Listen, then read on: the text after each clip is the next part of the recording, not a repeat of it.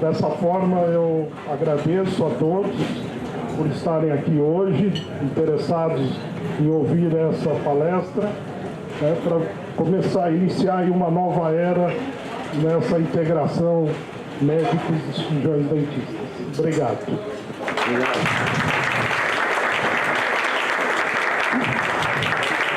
E agora eu gostaria de apresentar aqui a todos que já conhecem, né, meu querido colega Marcelo Abla.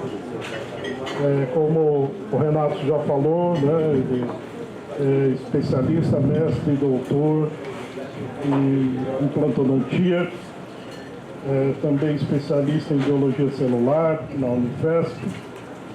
E tenho certeza que o que ele trouxe aqui para apresentar para vocês hoje, como um bate-papo, né? Aqui não é um evento científico, mas é uma área para a gente interagir, vai ser de grande utilidade, né, para todos, porque a odontologia ela tem esse lado, né, importante na saúde do ser humano. Então, tenho certeza que vai ser uma oportunidade ímpar para todos. Muito obrigado. Marcelo, por favor. Obrigado. Obrigado pelo convite, pela oportunidade. Você é sempre meu professor. Vocês sabiam que ele deu aula na faculdade? Ele tinha vergonha disso. Até um dia ele me encontrar no congresso falando. Eu falei, agora você pode falar que me deu aula ou não? Ele falou, não, agora eu posso. Comecei cedo. Ele tanto foi meu professor, Rê, que ele melhorou o título. Eu coloquei interação. E talvez integração era o nome perfeito. Obrigado, professor. Seja bem-vindo. Seja bem-vindo com você lá na frente. Obrigado. Obrigado, boa noite a todos. Esse aqui é o pointer e aqui é passar para... Tudo bem. Obrigado. A ideia hoje é bater um papo. Eu falo em nome de todos os colegas dentistas, que é um grupo repleto de especialistas, ao qual eu aprendo muito, e eu só estou aqui representando esse grupo. A ideia de conversar com vocês, preparar, foi tentar trazer pontos a qual nós podemos nos correlacionar, ou relacionarmos até diretamente. Quando eu fui convidado para esse desafio, eu pensei como fazer isso. É a de cima para passar? Ah, é de baixo, de baixo. E aí, o que me remeteu foi os primórdios da formação do indivíduo. E eu fui para a embriologia. A odontologia é responsável pelo sistema maxilomandibular, como vocês sabem muito bem. Mas ela é formada a partir do primeiro arco branquial. E se nós observarmos essa formação desse arco branquial, ela vem em relação central e ela dá a anatomia da cavidade piriforme e do duto auditivo. Temos algum otorrino aqui? Não? Mas os otorrinos, nós estamos diretamente ligados. Então, quem forma, na verdade, a primeira parte da otorrinolaringologia são os arcos branquiais que dão origem à maçã. Dentro desse cenário, nós nascemos para sermos perfeitos. E são alterações que nós adquirimos ao longo da vida que vão trazendo alterações do desenvolvimento que a odontologia trata. A primeira e mais comum é a respiração. Pode parecer simples, mas a respiração, ela altera o desenvolvimento maxilomandibular, principalmente na nossa etnia. Nós não temos sempre o nariz desproporcional à face. Muitas vezes, nós temos uma atresia de desenvolvimento da maxila que dá a impressão dessa projeção maior do nariz. Então, quando nós temos uma maçã do rosto bem desenvolvida, que seria o zigoma, você traz algumas características que atenuaria essa posição do nariz. Mas eu não vim falar disso. O que eu vim falar é a importância da integração. Então, no respirador bucal, nós apresentamos uma série de características. E isso foi discutido na penúltimo encontro do SACA no Hospital do HCOR. Nós estávamos atendendo uma criança que precisava... Fico com esse ou com esse ou com os dois? Assim, que nem o Silvio Santos. Eu não sou da época do Cairala, mas eu consigo falar nesse microfone. Mas, retomando, nós atendemos uma criança que foi para fazer uma avaliação da condição de cáries que ela apresentava. Naquele momento, nós observamos que ela tinha as olheiras, a exposição maior dos incisivos. Aí falamos, é uma respiradora bucal, não foi, Nádia? Falou, temos otorrino para encaminhar? Aí fomos atrás, conseguiu otorrino? E aí foi encaminhada para otorrinolaringologia. Por quê? Ela vai crescer até a puberdade. Era uma menina? Então ela vai até a menarca.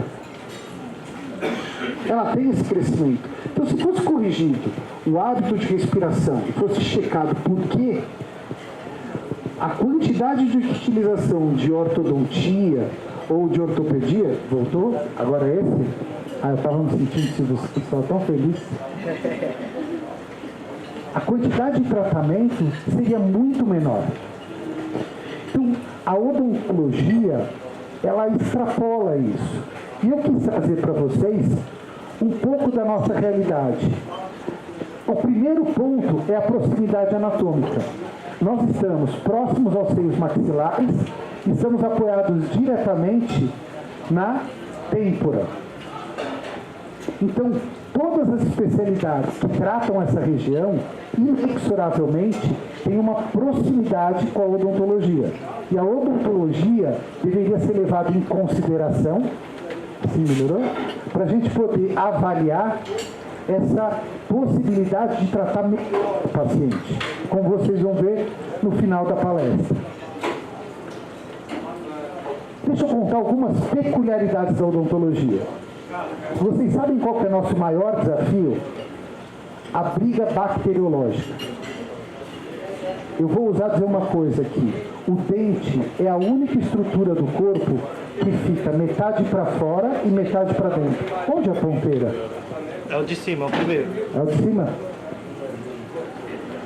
O dente ele fica dentro do tecido ósseo, que é um tecido conjuntivo especializado, e fora na cavidade bucal.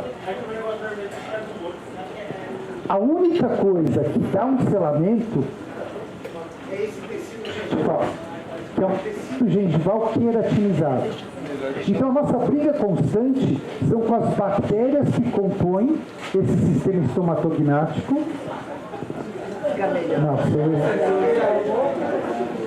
Tem algum psiquiatra? Ele está bipolar. Agora eu não tenho mais nem mão para segurar tudo. Vou deixar esse daqui aqui. Posso? Então, esse equilíbrio constante é a nossa batalha do dia a dia. E a busca desse equilíbrio e as consequências desse equilíbrio extrapolam a cavidade oral. Se a gente seguir um pouco mais, o que é mais comum e mais habitual é a perda de um dente. Será que ele vai rodar automático? Entrou? Não.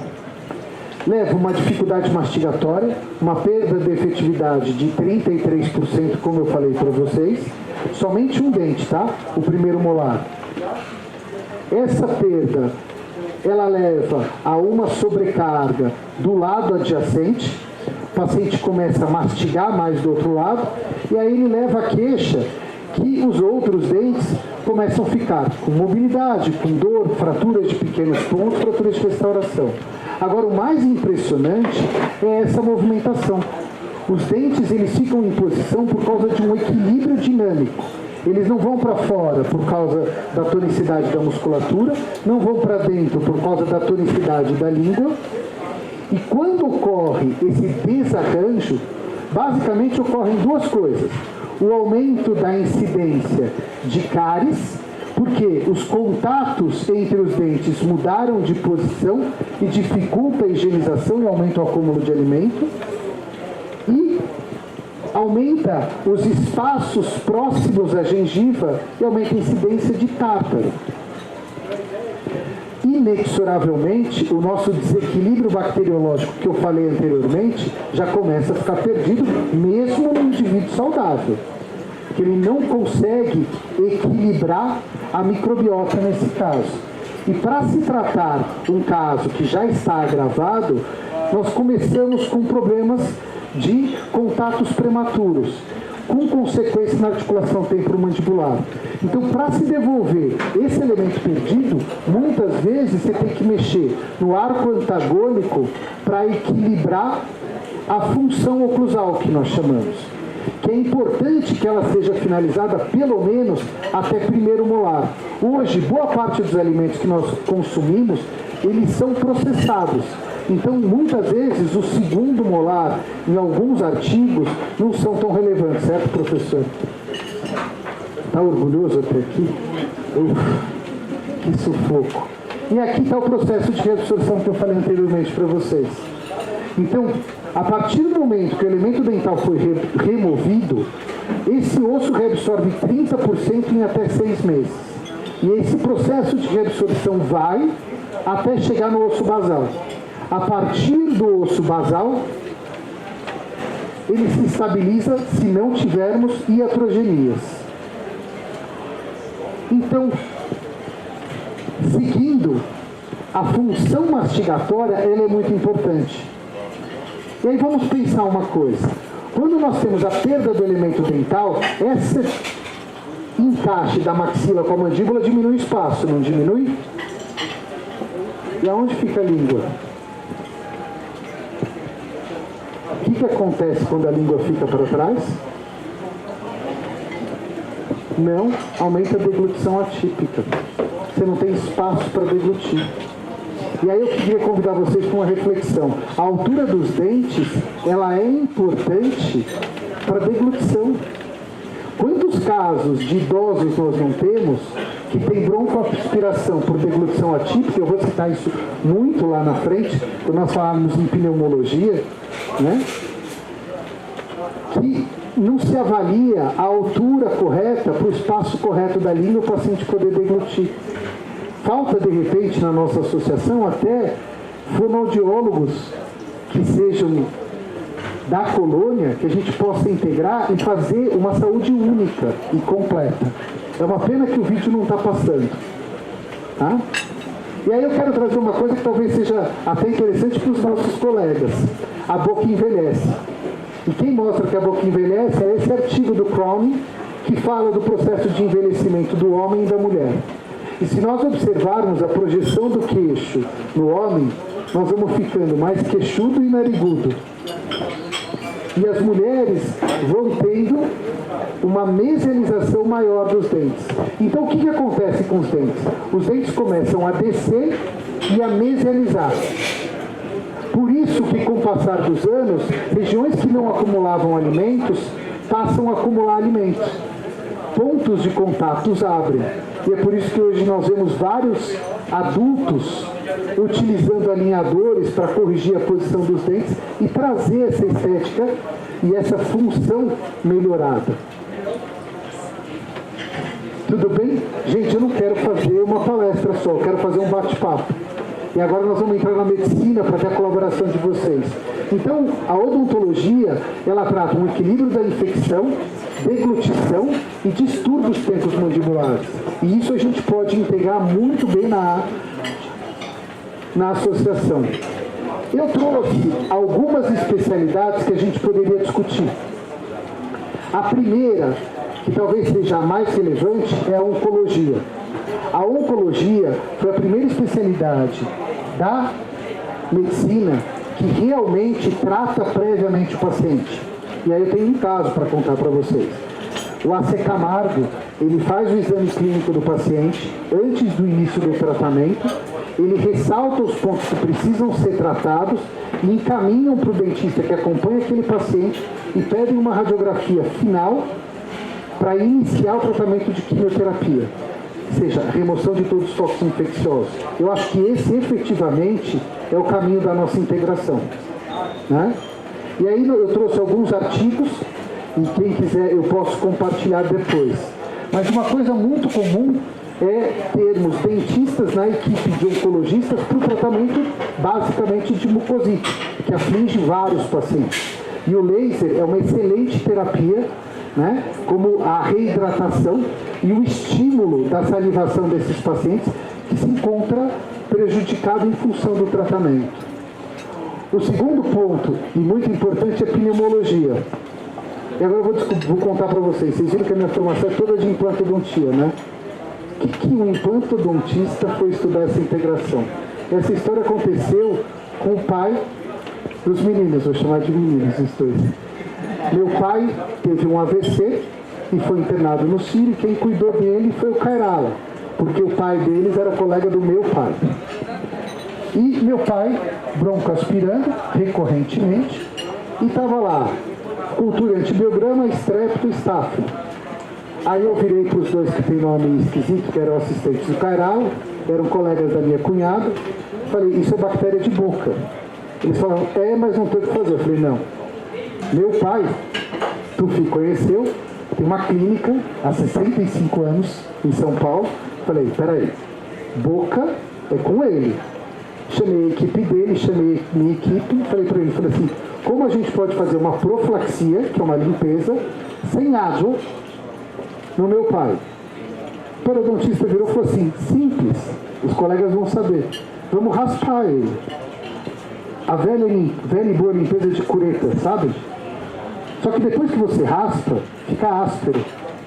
Aí ele falou assim, mas precisa dar polimento para não ter mais tártaro, porque senão você raspa, fica áspero, até ele tá gostando, você tá gostando, né, velho? Você viu pessoas, já tá com fome. Aí você raspa, fica áspero e junta mais tártaro. Ele falou, vamos dar o polimento com vaselina super sólida. É quase uma parafina de prancha. Fizemos isso com o papai, você nem sabia dessa história, né? O índice de pneumonia do papai começou a diminuir, o número de internações dele começou a despencar. Foi aí que eu olhei e falei assim, a gente precisa evoluir para cuidar dos nossos idosos. E eu vou falar mais pra frente disso para vocês. Tá? Deixa eu voltar. Você consegue voltar? Consegui. Esse artigo é fantástico. Ele fez um estudo, pessoal de BH, aonde eles trataram os pacientes, pasmem, somente com clorexidina, pacientes que tinham VPN, ok? Eram intubados. Somente com clorexidina.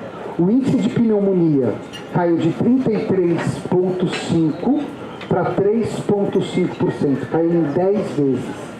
Simplesmente a enfermagem passava clorexidina oral, higiene uma vez por dia no paciente. Se quiser, compartilhar esse artigo com você e quem mais quiser, eu posso compartilhar. Tá? Então isso mostra que a odontologia pode somar demais. A cardiologia é clássica. Né? Nós, quando entramos na faculdade, todo mundo fala, paciente cardiológico, cardiopata, precisa tratar com antibiótico terapia. Apesar da American Heart Association oscilar, cadê o nosso cardiologista? Cadê? A American Heart Association mudou, né, a concepção, mas ela retomou desde 2010 antibiótico profilático. Ela reduziu a dose, mas é comum em todos os nossos colegas. A primeira coisa quando vão fazer um procedimento cirúrgico é prescrever um antibiótico, muito preocupados em problemas de válvulas que não são diagnosticados, então para quase todos os pacientes a gente entra com antibiótico profilático prévio. Por quê? Estrepto e estáfilo são bactérias só de boca. Em qualquer outro ambiente que ela caia, elas vão fazer um estrago. Isso acontece muito comumente na otorrino. A gente vê isso num caso como esse. Prestem atenção. Olha, a luz, voltei, aqui. A luz desse ósseo está aqui, ó, do seio maxilar. O seio maxilar está inteirinho velado, por um problema de tratamento endodôntico desse dente aqui. Completamente velado.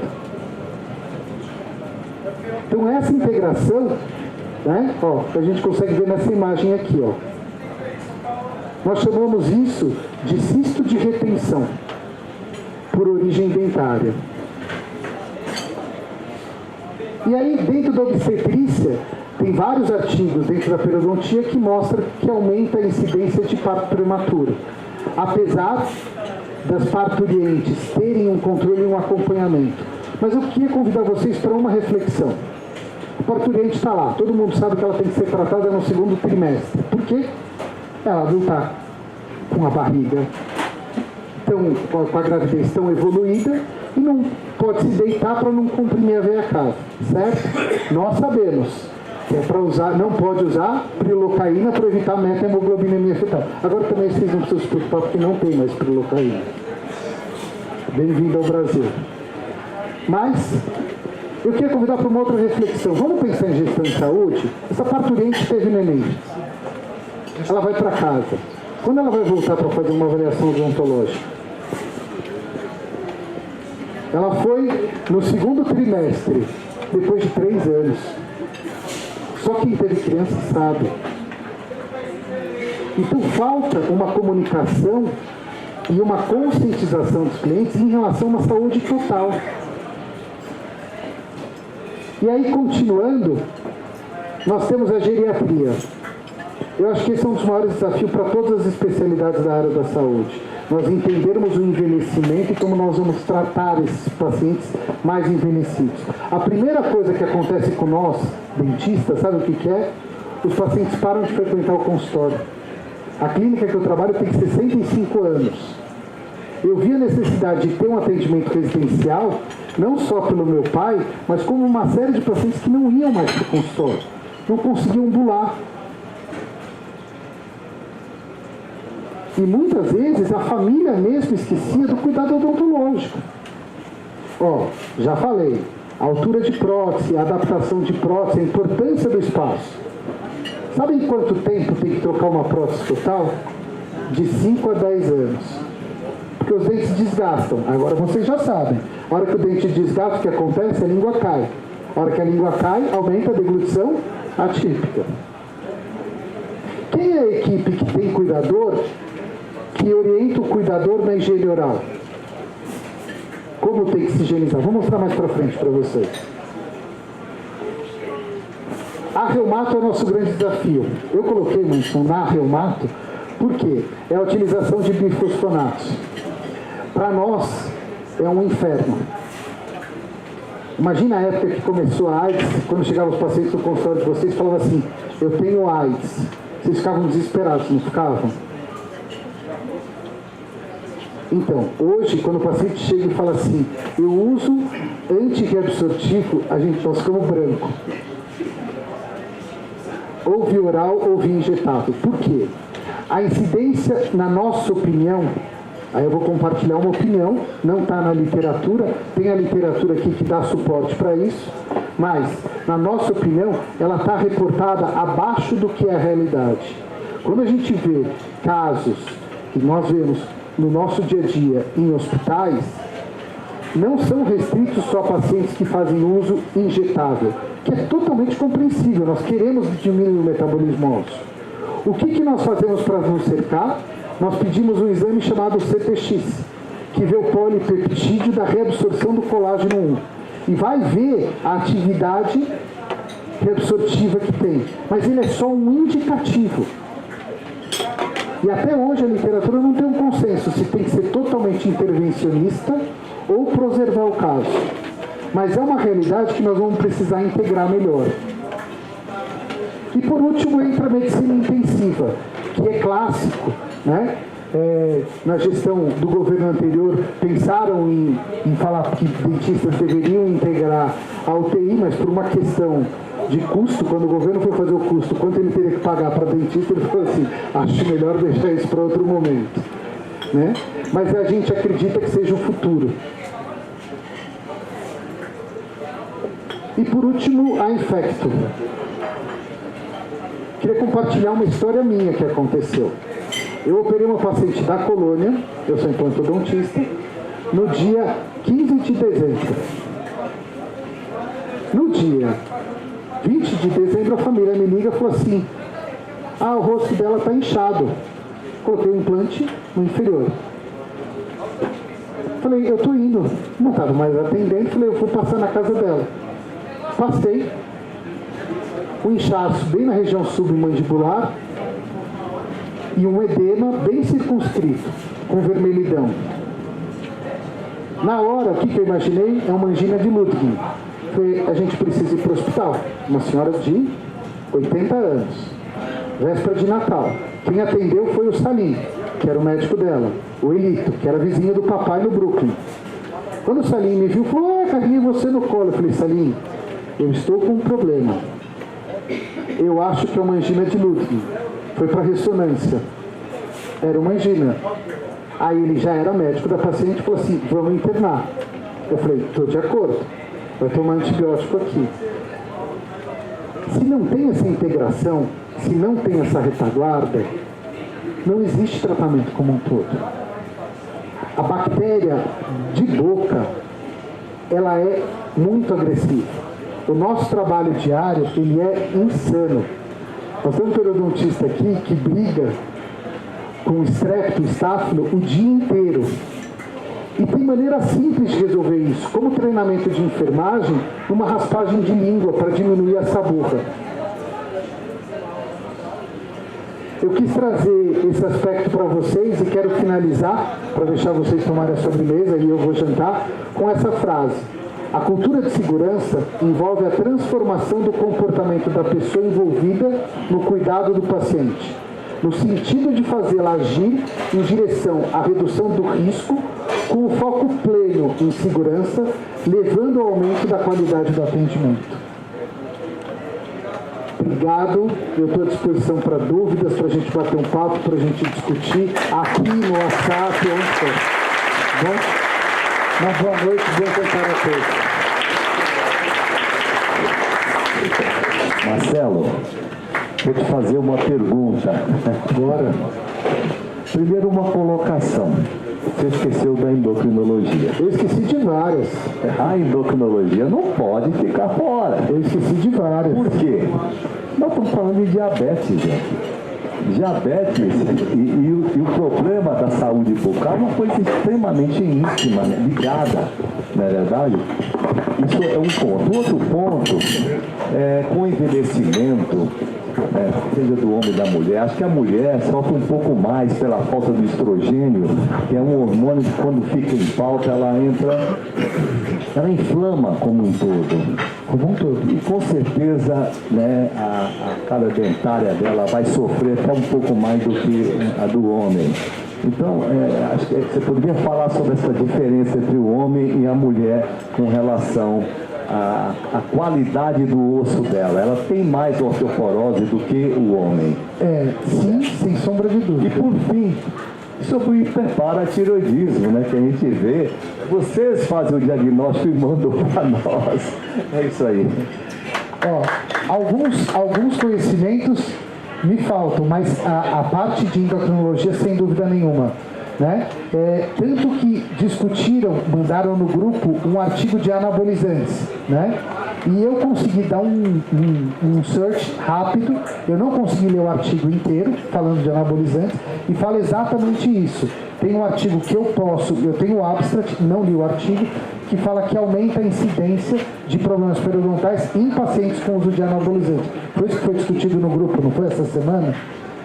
E em relação à endocrinologia, foi uma falha absurda, porque lembra quando o Wes perdeu a palestra dele, que nós estávamos no meio da pandemia, e eu perguntei para ele, falei, professor, o tratamento da periodontite, porque é clássico, o paciente descompensado, ele tem problemas odontológicos absurdos, tá? Perdas de implante, aumento de tártaro, aumento da incidência de cáries em pacientes com mais idade, é um desequilíbrio metabólico, ponto. Né? Falta uma integração da gente encaminhar para alguém que consiga devolver para você isso. Mas eu perguntei, professor, o paciente que tem doença periodontal, é mais difícil o controle da diabetes? Ele falou, sim. Eu falei, temos artigos disso? Ele falou, temos. E aí, acabamos passando, como a gente sempre faz, Mas essa integração, sem sombra de dúvida. O segundo ponto da paciente que entrou na menopausa é clássico. Eu posso passar o microfone aqui, todos os colegas vão falar a mesma coisa, né? Eu não vou falar que dá dó da mulher, porque a mulher é um ser admirável, mas nós homens somos privilegiados de não passarmos por isso. Acho que a gente não aguentaria, né? Se nós tivéssemos que gerir um bebê, nós também não aguentaríamos, a humanidade já estava em extinção. Então, tem as características da mulher. E por último, que você falou do hiperparatiroidismo, eu tenho pouca experiência nesse diagnóstico. Alguém tem? Se você quiser compartilhar com a gente, então, a gente vai ficar feliz. Na verdade, o hiperparatiroidismo é uma doença extremamente rara, mas não é incomum a gente receber dos dentistas, né, justamente alterações ósseas, porque ele vê no raio-x. Quando você faz aquele exame no raio-x, que é aquela panorâmica, né, da arcada dentária, aí você faz o diagnóstico. Aumento da densificação óssea. Porque você faz o raio-x também do crânio, tem aquele aspecto que a gente chama em inglês salt and pepper, né? Isso, eu e Rejane compartilhamos da mesma escola, do HC do professor Bernardo Léo Bachenberg, ficamos anos juntos trabalhando. Então são características, né, do osso, né, que a gente, nós, no nosso consultório, a gente não está acostumado a pedir esse tipo de exame, mas vocês pedem sempre. Por isso que a gente recebe esses exames dos dentistas, esses pacientes dos dentistas. Se você conseguir compartilhar uma radiografia, mas nós também vamos procurar, eu vou gostar de aprender. O que a gente vê na radiografia panorâmica é muito ligado à cardiologia, né? Que é a calcificação da carótida. Então, a calcificação da carótida às vezes aparece como achado radiográfico. Leva o microfone. Confunde com o esternocleidomastoide, mas às vezes é muito clássico, porque ela desce mais profundamente do que o esternocleidomastoide. Muito bom, obrigado. Eu que agradeço. Marcelo, eu queria agradecê-lo e te dizer que infelizmente você vai ter que ficar aqui para atender as perguntas, que estão inúmeras. Gente, Parabéns. A ideia que meu professor falou é interagir, né? É isso aí, mas eu queria te cumprimentar inicialmente, antes de abrir para mais perguntas. Parabéns pela sua apresentação. Obrigado. Super didática, super concisa. Foi um bate-papo. E muito simpático. Foi um bate-papo. Excelente, parabéns. Parabéns, uma salva de palmas para ele. Muito merecido. Anitta, por favor. Ai, faltou você. Ai, que vergonha que eu vou passar aqui. Minha prima. Faltou a nutricionista. Aí, tá vendo? Meu primo, parabéns, Marcelo. Obrigado. Excelente. Eu gostaria de ressaltar a importância, você acabou não falando da pediatria, da pediatria, né? E principalmente da questão do bebê pós-nascimento com o aleitamento materno. Então eu acho que são especialidades médicas que exigem ou precisam muito da atenção, né, nessa questão bucal.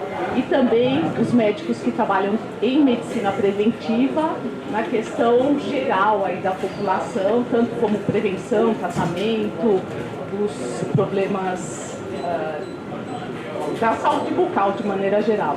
E gostaria também de compartilhar uma vivência que eu tive no HCOR durante 4 anos, quando minha mãe vinha. Não existe profissional, tanto da área médica como outras áreas da saúde, tanto indivíduos com nível superior, técnico, que cuidem, se importem com a saúde bucal dos pacientes hospitalizados. E assim como esse hospital, a grande maioria, pelo que eu conheço aqui em São Paulo, não tem a mínima orientação e atenção para esse cuidado durante a hospitalização.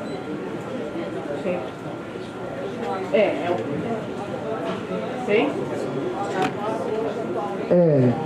Mas de forma efetiva. De forma de compor o corpo, não.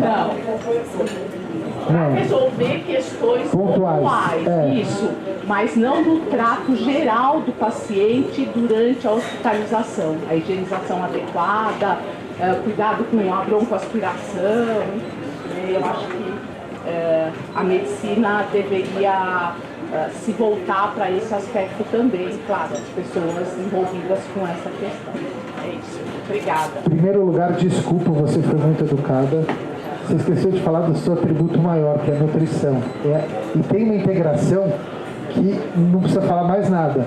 Quem vê filmes de série sabe do escorbuto e sabe o que a nutrição pode fazer com a cavidade oral, né? Levavam todas as pessoas, boa parte morria na viagem por causa de problemas odontológicos, né? Então, perdão, a ideia sim, mas é medicina, gente. Eu acho que esse é o convite para reflexão. Medicina é tudo que trata o indivíduo. A fisioterapia, a nutrição, a fonoaudiologia, ela é medicina. A psicologia. A odontologia também, ela trabalha. A amamentação, você falou super bem, né?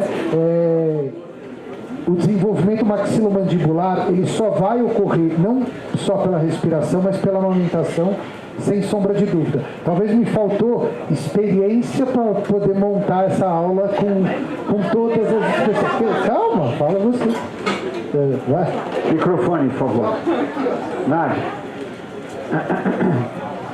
Gente, boa noite. Primeiro, parabéns, Marcelo. O que eu quero falar aqui não é que faltou, é que tem tanta coisa relacionada.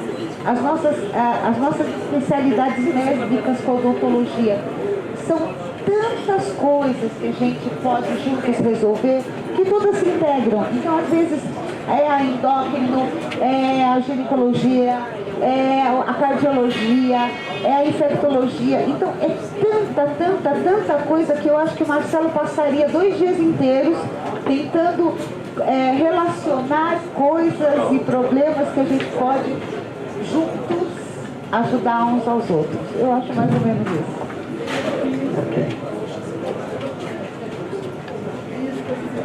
E por isso nós queremos uma segunda parte.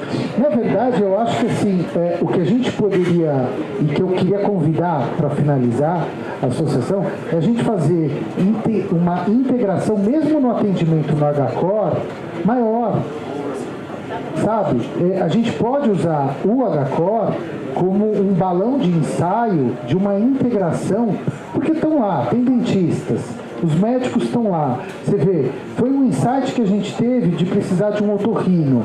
E, de repente, discutir caso, olhar caso e compartilhar, isso daí vai elevar o conhecimento de todos. Bora. Só para elogiar, foi excelente, muito sintético, muito objetivo, muito claro. Tem uma frase que o americano usa muito: the mouth is the entrance of the soul. A boca é a entrada da alma. Nós ficaríamos aqui, é a primeira vez que eu vejo, inclusive, uma associação ter iniciativa de juntar essas áreas, coisa que raramente eu vi na minha vida, né? E acho uma iniciativa brilhante, e a tua participação ajuda muito nisso, porque nós ficaríamos seguramente 15 dias e não conseguiríamos completar todas as áreas. O distúrbio de fósforo no hiperparatiroidismo, o distúrbio de cálcio no hiperparatiroidismo, os distúrbios diabetogênicos orais, isso fica infinito. E só quero agradecer. Carece literatura. Oi? Carece literatura. Carece literatura e carece interação. Não tem. E carece interação. Não vamos dourar a pílula, né? Muita gente olhou durante muito tempo com preconceito com tudo isso. Tá? Isso acabou há muito tempo. E a gente está tomando uma iniciativa, Renato, brilhante, presidente brilhante, uma iniciativa que deve ser continuada, e a proposta é que seja com razoável frequência. Obrigado. Muito obrigado pela apresentação. Obrigado. Temos mais perguntas aqui. Luciano, depois o Jamal, depois a Sofia. Olá, e depois o Tufik. Só para lembrar que o corpo humano é integrado, independente da nossa vontade. Em segundo lugar, existem 3 fatos que ocorreram no século XX e que fizeram com que a humanidade aumentasse a expectativa de vida aproximadamente no começo do século XX de 50, no final do século XX para 75 anos. Aumentou 50% a expectativa. O primeiro grande fato chama saneamento básico. O segundo grande fato chama vacinação. E o terceiro grande fato chama cuidados com a boca, cuidados odontológicos. São esses 3 fatos do século XX que fizeram, isso provado já, está na minha cabeça, né? Que fizeram com que a humanidade melhorasse a expectativa de vida. Então, essa integração, ela é um fato no nosso corpo humano. Então, o que nós estamos conversando aqui, a gente conversa todo sábado, né? Que a gente está lá no atendimento, então... Palavras do nosso presidente. Parabéns. Obrigado. Jamal. É uma delícia estar aqui, vendo a sua exposição, parabéns. A gente até veio porque era tudo que a gente queria ter. Eu acho que a gente tem uma formação muito precária nessa área, em todas as escolas médicas. Passa batido isso em todas as disciplinas. Boca parece que não faz parte. Eu sou da infectologia e, para mim, eu tive que estudar no Raghese, que é patologia oral. A primeira vez, dentro da biblioteca, eu abri, o cara do meu lado falou: "Você vai estudar isso?" Eu falei: "Pois é." Que fim, né, para um infectologista? Porque é imprescindível o conhecimento. A gente não vai ser especialista em saúde bucal, mas tem que ter o mínimo, coisa que as escolas médicas não propiciam. Eu acho que é um espaço bastante interessante para a gente trazer, e eu queria até propor que se segmentasse um pouco mais. Obviamente hoje tem uma característica mais generalista, mas segmentar por algumas especialidades em que a gente de fato tangencia muito. Por exemplo, eu fiquei aqui com inveja, porque você falou bastante da onco. A onco tem menos coisa do que a infecto. Mas a infecto a gente interage muito menos. Então, quando você estava falando, eu fiquei aqui pensando, eu trabalho no maior hospital de doenças infecciosas do país. E o primeiro dentista fui eu que levei, no final dos anos 80. Porque, por mais inacreditável que seja, eu falei sobre AIDS aqui. Virtualmente, todo sujeito que vive com HIV sem tratamento, tem 100% deles vão ter, em algum momento, candidíase oral, para ficar na superfície. Sim. Que são 4 formas clínicas na boca. E que o infectologista confunde saburra com cândida, porque ele não sabe nem qual é o tecido que tem na boca. É tão louco isso. Então, o que é o óbvio. E aí, o primeiro, eu conto isso sem nenhum orgulho, porque a cadeira e todo o equipamento, como chama aquele negócio que dá pressão, que agora esqueci? Obrigado. Dá pressão compressor. Está no meu nome. O nome disso é prevaricação. E só foi possível ter, porque eu falei: põe no meu nome. Turco é assim, né? Louco. Sobrar, vem a bucha depois e fala: não fui eu. Tá na moda, entendeu? Falar que não fui eu. Tomei remédio. Foi sem querer. Então, é só para dizer que vou encerrar isso, que a gente segmente isso, porque eu acho que é fundamental. É super legal falar de diabetes, de AIDS, de Covid, de um monte de coisa, mas é bom falar das patologias orais nestas condições. Meia hora resolve o problema, dá uma base super boa para todo mundo. E a gente passa a olhar a boca como, curiosamente, né, o pessoal da medicina sabe, no exame clínico começa por cabeça, ombro, joelho, pé. E a boca, muita gente olha e não tem ideia do que está olhando, né? É muito maluco isso. Então, eu queria propor, e que começasse com doenças infecciosas, tá? Porque sem sombra de dúvida, tratado de doença infecciosa em boca. Agora, só contribuindo com uma coisa, a odontologia está trazendo mobilidade, tá?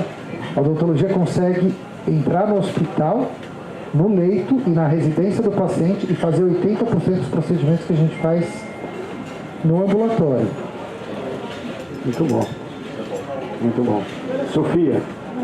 Eu nem te cumprimentei, a hora que você estava aqui, eu estava tentando. Parabéns. Obrigado. Muito bom, nós queremos a segunda parte, porque tem muita coisa ainda para se falar. A gente tem outros grandes nomes aqui para falar. Ah, mas foi ótimo.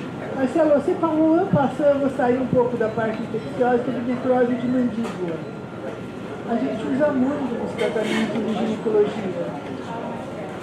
A gente usa muito em ginecologia. E a maior parte deles são de depósito. Então não é suspendendo um mês que vai resolver o problema. Como é que vocês agem nessas situações? Que muitos pacientes chegam, vou fazer implante, vou fazer não sei o quê, não posso usar, o osso está desabando. É complicado. A literatura ela traz a seguinte incidência, né? De osteonecrose. Na verdade não é nem osteonecrose, né? O nome já mudou para reabsorção óssea, mas os antirreabsortivos de uso via oral, a literatura ela relata esse efeito colateral em 1%. Os antirreabsortivos injetáveis, ela relata em 10%. Pela sinistralidade que a gente vê num público de um determinado hospital, né, que eu tenho um colega muito próximo que opera esses casos, ele acha que essa sinistralidade é o dobro. Então, via oral não traz problema relativo nenhum. Ele fica por depósito, então toda a matriz óssea é reabsorvida em até 1 ano. Então, por mais que ele pare de tomar, o próprio fato da reabsorção e substituição vai estar secretando ali. A orientação para os casos é, você tem que diminuir o risco do procedimento. Então, você diminui a área cirúrgica, diminui a incisão e realiza o procedimento. Se está com uma infecção, não tem como você esperar. Você precisa realizar o procedimento. O que nós estamos conversando é usar alguns exames como referência, como o CTX. Não é um exame absoluto, mas é um exame que a gente utiliza de referência. A gente usa seriado CTX. Né? A gente vai fazendo em períodos para poder ver a resposta. Só que na odontologia, isso é muito mais para tratar a consciência do que efetivamente para tratar o paciente. É só para você saber se você vai incisar 2 milímetros a mais ou não. Se você vai descolar 2 milímetros a mais ou não. Mas a orientação que a gente recebe de quem pesquisa muito isso é fazer o procedimento minimamente invasivo. Hoje a gente tem recurso, dá para fazer guiado, e aí sem incisão, sem retalho, para tentar minimizar esse risco. Agora, quer ver uma coisa interessante? A utilização dos antirreabsortivos aumenta a área de osseointegração dos implantes, que já estão integrados. Não se tem um consenso disso ainda.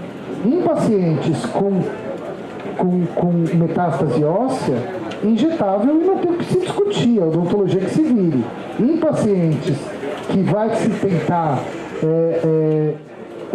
evitar chegar no quadro de osteoporose, que está em osteopenia, e você já tentou de tudo, se puder evitar o injetável, a gente agradece. Obrigada, Marcelo. Obrigado a você.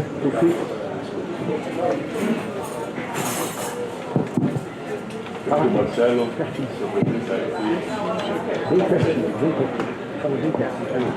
sua presença aqui é importante. A presença dos colegas dentistas expressa uma expansão territorial da Associação Médica Irano-Brasileira, que inicialmente lutamos para incluir os dentistas. O modelo nosso era o americano, o francês e o libanês. Todos nós sabemos do Hakim no Líbano, então a presença é importante. Parabéns pelo assunto escolhido, realmente ele é muito importante. Eu quero só te definir, o Marcelo é um filho de um amigo meu. Ele foi meu paciente, eu operei ele de miopia no ambulatório de Unifesp. Você é culpado de eu quase toda vez eu apanhar. Quando eu estou no meio da cirurgia, atrás, eu tiro o óculos. Ele usa óculos hoje em dia. Aí o pessoal fala assim, agora você não vai ver nada.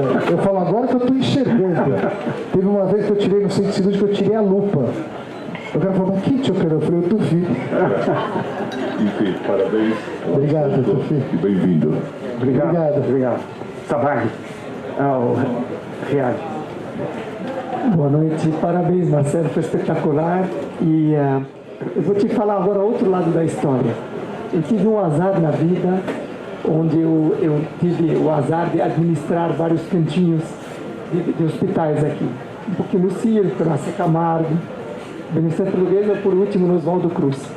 Eu acho uma das coisas mais lamentáveis que tem nesses hospitais todos a dificuldade de incluir o dentista dentro do hospital como membro efetivo, não quando se chama que precisa. Apesar da lei exigir, está exigido na lei. Durante 6 anos e meio tentei contratar e montar a odontologia dentro do Oswaldo Cruz aqui do lado, e os outros todos são, não é? Estou dando o exemplo último antes do outro. E não é tão simples. Os convênios não aceitam, vai ter que ser tudo pago para o doente. E também os hospitais, a administração do hospital não olha e a lei está lá, não é por falta de lei. Então a minha sugestão para os dentistas ajudarem os médicos na integração. Porque a gente sabe a vantagem. Eu estava na área de oncologia, você começou por ela, realmente na rádio, na quimio, até na cirurgia, tudo precisa. É muito difícil colocar o dentista como parte dentro do hospital, integrar, e não é fácil. Acho que o CRO tem que trabalhar maciçamente para vocês poderem ser aceitos pelos convênios e pelos hospitais.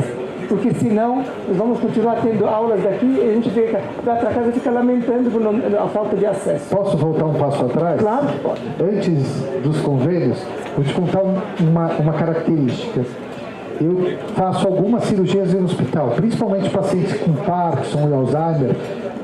Você tem a necessidade de geral, não tem outra alternativa. Sabe qual que é o hospital mais amistoso? Que eu interno em minutos. Adivinha? Albert Einstein. O HCOR não quer dentista. Você tenta agendar uma cirurgia lá, eles não querem. O Oswaldo Cruz, eu até falei com a Eliana Rodrigues, que é a otorrino que me dá a retaguarda, que eu trabalho com ela. Eu cheguei para ela, quando ela era do corpo clínico da organização, eu falei, Eli, para mim é do lado do consultório, eu desço e vou a pé no Oswaldo Cruz. Ela falou, Marcelo, eles não querem dentista lá. Então a gente precisa ser sincero também. Por quê? Porque a boca é muito contaminada. Mas não adianta a lei. Assim, é cliente particular, pagante. Ninguém está pedindo convênio, nada. No Einstein, eu interno um paciente em 5 minutos. Vale pra gente, uma reflexão pra gente. Porque hoje o meu hospital de eleição é o Einstein. Deixa eu só fazer uma parte. No Instituto do Coração do Hospital das Clínicas, nós temos o departamento de odontologia. E todo paciente valvopata, protocolarmente, passa por uma avaliação odontológica, obrigatoriamente. No HC tem um sistema de odontologia que é fantástico, que é a Juliana... E tem também o Júnior. E eu queria abrir uma pergunta para você. Você falou em profilaxia. Qual é o seu protocolo de profilaxia antibiótica? O que você recomenda para todos aqui fazer profilaxia antibiótica? Qual é o antibiótico de eleição? A amoxicilina. Amoxicilina.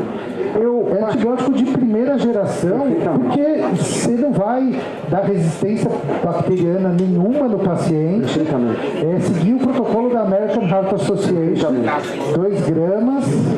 E eu só acrescento o clavulanato, o clavulin, porque aumenta a potência da amoxicilina. Eu acrescento o clavulanato quando é em maxila, por causa das vias aéreas superiores, porque em seio maxilar você tem a penicilinase, e aí o clavulanato ele vai fazer efeito mesmo nesses casos. Perfeitamente.